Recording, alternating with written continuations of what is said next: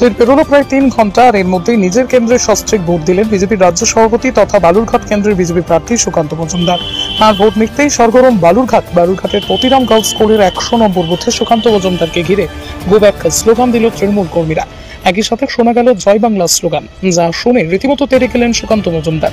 তার সঙ্গে গেলেন তার নিরাপত্তারক্ষীরা এবং দলীয় কর্মীরা। বুথের সামনে হাতাহাতির উপক্রম হলো বিজেপি তৃণমূলের মধ্যে। অন্যদিকে সুকান্তবাবুর অভিযোগ, বিজেপির মহিলা মোর্চার কর্মীদের অশ্লীল ভাষায় আক্রমণ করে তৃণমূল, তাতেই চটে যান তিনি।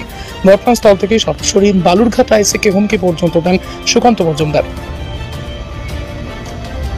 তার চাকরি খেয়ে নেওয়ার হুমকি পর্যন্ত দেন তিনি। ইতিমধ্যে এই ঘটনায় অ্যাকশন টেকেন রিপোর্ট চাইল নির্বাচন কমিশন। কিভাবে বুথের সামনে এমন ঘটনা ঘটল তা জানতে চেয়েছে কমিশন।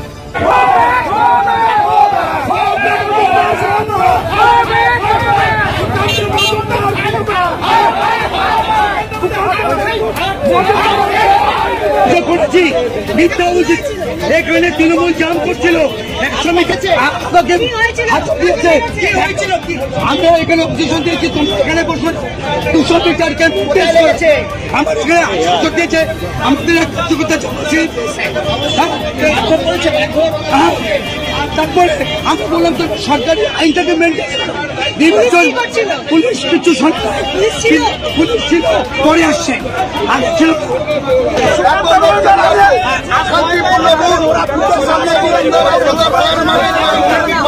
মারিয়ে চলে গেছে।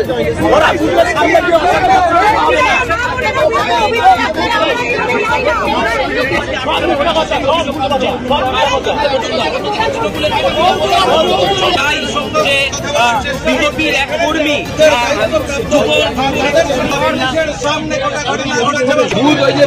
এখানে চাটি, এটা 100 মিটারও হবে না। পুলিশ এখানে অ্যালাউ করছে, পুলিশ নিজে এখানে বসে থাকছে এবং তৃণমূলের লোকেদেরকে এখানে বসতে দিচ্ছে। এটা কিন্তু সম্পূর্ণ নির্বাচন কমিশনের নিয়মের উল্লঙ্ঘন। এটা মোবাইল এরা আমার উপস্থিতিতে যদি নিয়মের উল্লঙ্ঘন করে, পুলিশের উপস্থিতি করে, তাহলে পুলিশের যেখানে সবসময় এত পুলিশ থাকবে না, তাহলে সেখানে কিভাবে ভোট করানোর চেষ্টা কিভাবে, এরাও জিজ্ঞেস করুন কিভাবে কিভাবে এরা আমাদের লোক আমাকে ধমকাচ্ছে, এত সাহস